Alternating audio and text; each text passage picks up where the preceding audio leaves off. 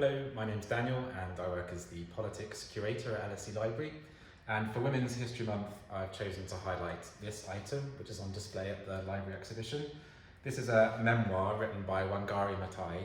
So she was born in 1940 in Kenya, and she was notable for many things, one of which is founding the Green Belt movement. So this was in response to women living in rural communities in Kenya who were being impacted and continue to be impacted by the effects of environmental degradation.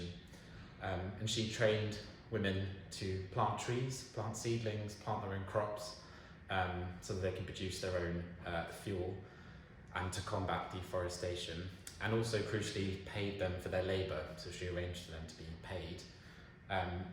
She won the Nobel Peace Prize for this movement in 2004. She was the first African woman to win the Nobel Peace Prize, and to date about 12 billion trees have been planted in her name. Her memoir is really interesting. I recommend reading it when it's not on display. But one story I was interested in was the legal proceedings associated with her divorce. So her husband, or ex-husband, referred to her as too educated, too strong and too successful.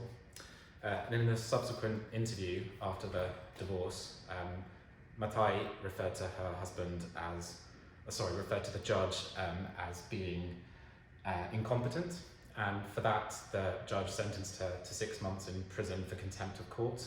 She didn't serve the whole sentence. The judge also ordered her to stop using her ex-husband's surname, but she refused and instead added an extra A into her surname, which is why it's M-double-A instead of M-A. This was so that it doesn't affect the pronunciation of the surname, which she wanted to retain, but satisfies the legal requirements.